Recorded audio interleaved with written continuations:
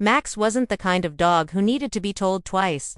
From the first moment he padded across the concrete floor of the canine training facility. Eyes sharp and steps measured, there was something different about him. He didn't bark for attention, he didn't play with the others. He observed quietly, methodically, like he was born to serve something greater than himself. Officer Miguel Ramirez saw it instantly. A 20-year veteran with the city police, Ramirez had partnered with many dogs over the years.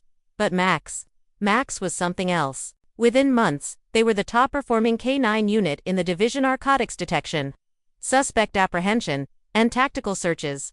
Together, they handled high-risk raids, hostage responses, even domestic emergencies. Ramirez would give a single word: find, guard, stay, and Max responded with unwavering precision. But what stood out most was Max's silence. Other dogs barked, whined, growled. Max didn't. He never needed to. His presence said everything. Then came the night everything changed. It was a rainy Tuesday when Ramirez and Max were called in to support a narcotics bust on the city's east side. Intelligence warned of armed traffickers and possible civilian hostages. Ramirez tightened Max's vest and leaned down. "You stay with me, all right?" Like always. Max met his gaze, calm as ever. No bark, just readiness. But inside that house, chaos erupted. Shots rang out. Confusion spread. In a single, blurred instant, Ramirez shoved a wounded officer out of harm's way, only to be struck himself. Max lunged forward, growling for the first time in his career, but was ordered back. Ramirez's voice, weak and slurred, gave one final command: "Stay." And Max did. He stayed even as the team pulled out. He stayed even as paramedics rushed in. He stayed long after his partner had stopped breathing. Officers later said Max hadn't moved a muscle. He sat beside Ramirez's body for over an hour, refusing food, commands, even the touch of familiar hands. It was as if something vital inside him had gone still. Following Ramirez's death, Max was placed under evaluation. Physically, he was unharmed, though an X-ray revealed an old injury near the ribs, possibly from earlier impact. But emotionally, Max was unreachable. He wouldn't eat unless food was left near him and the room cleared. He wouldn't respond to trainers. He never barked again. Specialists termed it complicated grief trauma, rare but devastating condition in K9 South who've lost deeply bonded handlers. The department held a quiet retirement ceremony, attended only by Ramirez's family and a few close officers. Max didn't flinch. He just sat near the empty seat that had been reserved for Ramirez. The next step was the rehabilitation center, a rural facility, where service dogs were reconditioned for civilian life or therapy roles. Max arrived without resistance, but his silence remained. He didn't chase balls, didn't interact with other dogs. His caretakers kept detailed logs. Day 4, Max sat near the gate, didn't move for 3 hours. Day 9, allowed grooming. No signs of aggression or engagement. Day 15, slept curled near Ramirez's old jacket. No signs of vocalization. They tried behavioral therapy, structured activities, even canine companionship, but Max never barked, never whined, never growled. He simply stayed. Some staff began to believe Max would never recover, that he was destined to remain a hollow echo of the hero he once was.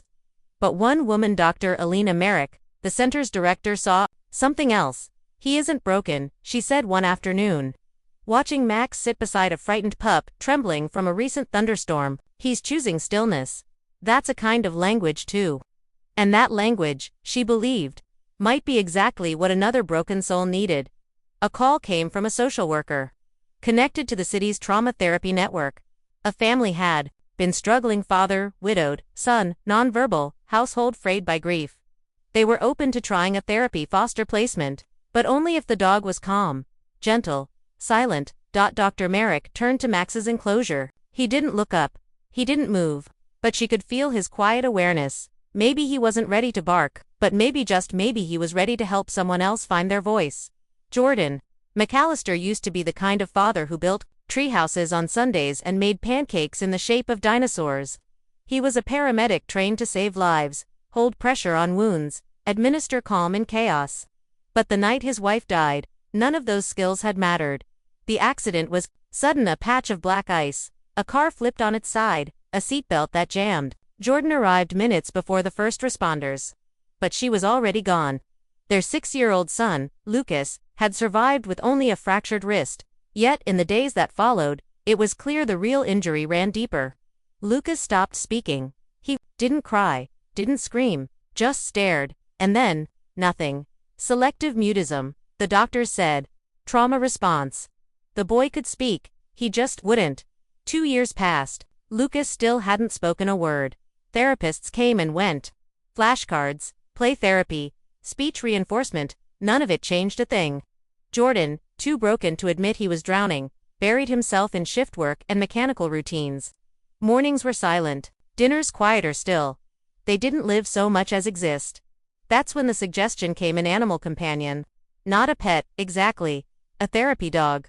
Something calm, steady, silent. The trauma counselor thought an emotionally intuitive dog might help bridge the gap between father and son. Jordan resisted at first. The idea of adding another layer to their fragile world felt overwhelming, but deep down, he knew something had to give. Dr. Merrick reviewed their file carefully. Most dogs in her facility were not suited for such complex, subtle needs. But Max was different. He wouldn't require training from the family. He didn't demand attention. He didn't bark. He simply stayed. "Let's try a 30-day foster," she suggested gently. "No pressure. Just see what happens." The day Max arrived, the silence in the McAllister home deepened. Jordan stood at the front door, hands in his jacket, watching, as the animal transporter opened the crate. Max stepped out with quiet dignity, head high, gaze steady. He didn't sniff around or wag his tail. He simply walked forward and sat, facing the door, as if awaiting orders that would never come. Lucas peeked from behind the hallway wall. His eyes locked with Max's for less than 2 seconds before he retreated. Jordan tried to coax his son closer, but Lucas wouldn't budge. Max didn't pursue him. Instead, the dog lay down on the living room floor, eyes toward the hallway, and waited. That night, Jordan set out a bowl of food and water. Max didn't touch it until everyone had gone to bed. In the morning, the bowl was empty. Lucas noticed but said nothing. He simply watched the spot where Max had slept, eyebrows slightly raised. Each day followed the same rhythm. Max didn't follow Lucas. He didn't seek affection, but he was always nearby, never closer than a few feet. Never farther than a room away. At first, Jordan thought nothing was happening, but subtle shifts emerged. Lucas started spending more time in the living room closer to Max's space. One morning, Jordan found Lucas curled up with a blanket on the rug near Max's spot. Not touching. Just close, like he wanted to be, near whatever calm the dog carried with him. Jordan began to watch. He'd always thought healing required words, effort, visible progress. But Max didn't seem interested in any of that. His therapy was stillness. His empathy was presence. He didn't offer comfort in the way humans did, but something about his quiet devotion began to feel like its own kind of conversation.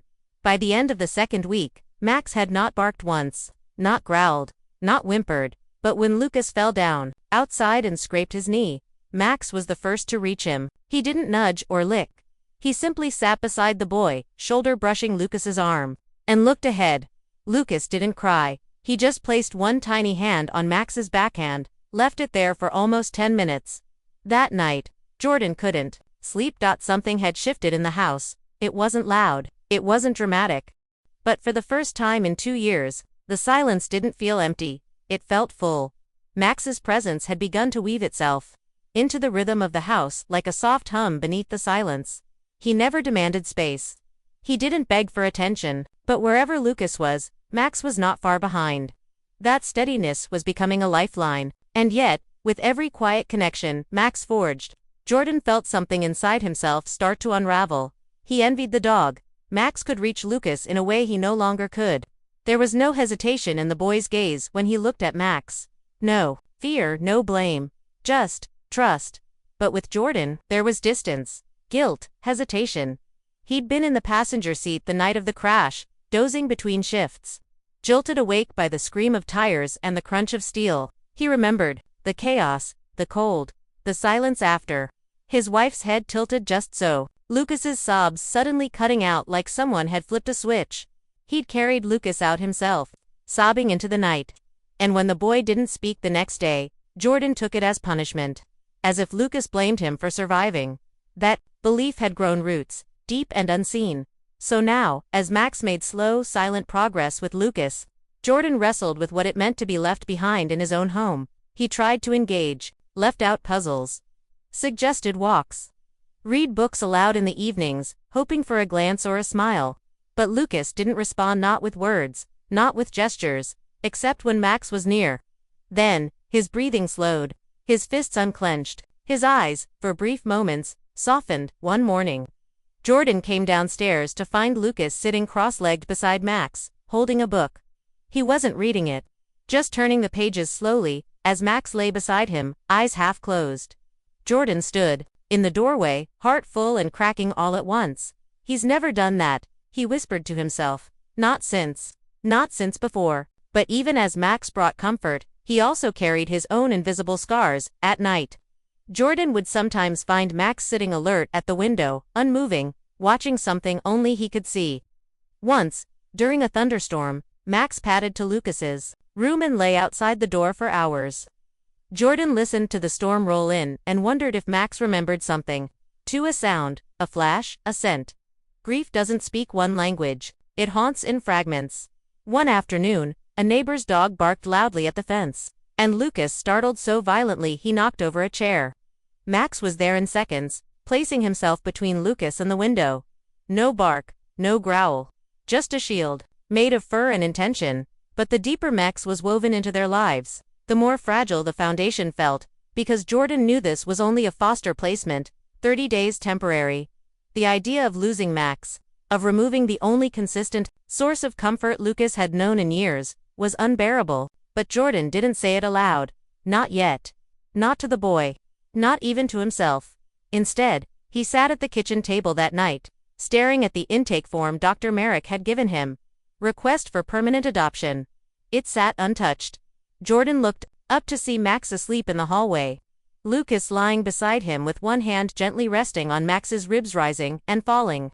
Rising and falling. And for the first time in a long while, Jordan asked himself the hardest question of all. What happens when silence becomes the only thing holding a family together? Lucas didn't need Max to be playful. He didn't need him to chase balls or wag his tail. What he needed was something quieter, something stable, unshifting, unafraid of silence. And Max, in his stoic stillness, was exactly that. The boy had stopped communicating with people long ago. Therapists often said he was locked inside, watching the world but never touching it. But with Max, there was no need to unlock anything. The dog never asked questions, never pushed, never looked at him with pity. Instead, Max listened with his body, with his presence. Some days, Lucas would lie beside him for hours, tracing patterns in Max's fur. Other times, they'd sit side by side watching the trees sway outside. Max didn't need to be the center of attention. He just needed to be there, and in that space slowly, imperceptibly something began to heal. But it wasn't just Lucas. Jordan, once an expert in saving others, found himself unsure how to save his own son. He struggled to engage, to do more, then provide meals and maintain routines. Max's silent influence forced him to slow down, to observe, to let go of fixing and simply feel. One night, Jordan walked into the living room to find Lucas asleep on the couch, Max curled around him, like a fortress. The boy's hand rested on Max's chest. Rising and falling in perfect rhythm, Jordan sat quietly across the room and whispered into the dim light. "You're doing more for him than I ever could." He didn't expect a reaction. Max didn't look up, but somehow, Jordan felt heard. That moment stayed with him. Over the next week, Jordan started spending more time near Max, not because he expected anything, but because the dog's stillness was contagious. It calmed his anxious thoughts, softened the sharp edges of guilt. He noticed how Max would subtly shift his body when Lucas was anxious, always placing himself between the boy and the door. He noticed how Max never reacted to loud noises, never jumped at sudden movement. He was a wall of patience, absorbing pain that no human could name. Max had once been trained to sniff out danger, to chase it down and subdue it. But now, in this house, he did something far more powerful. He stayed present.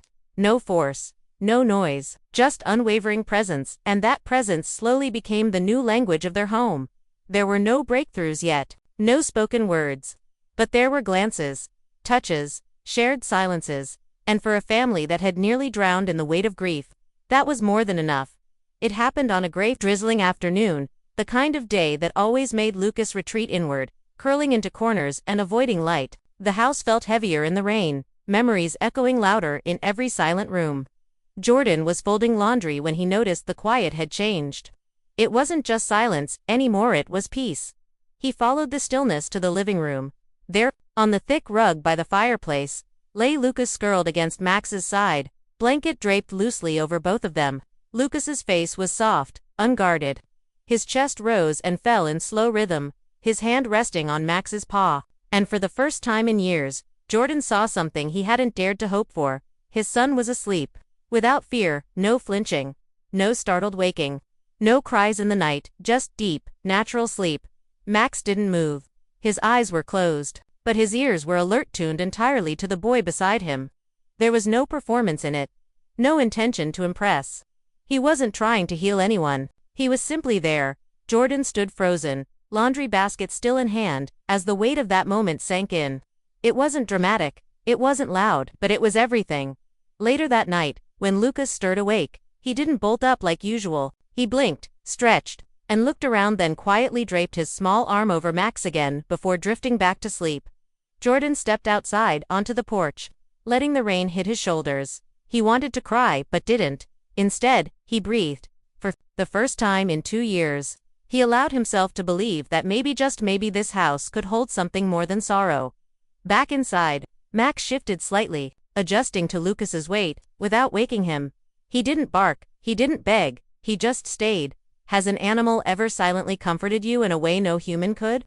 Share your story below. Just as the house had begun to breathe again, reality knocked hard. Jordan received a call from a hospital across the state. A paramedic position had opened, better pay, better hours, housing included. A fresh start. It could solve their financial strain, give Lucas new schools, new therapists. But it came with one condition: no pets allowed in the temporary housing, no Max. That night, Jordan stared at the ceiling, torn between duty and devotion. His son was finally sleeping through the night, smiling, even if faintly.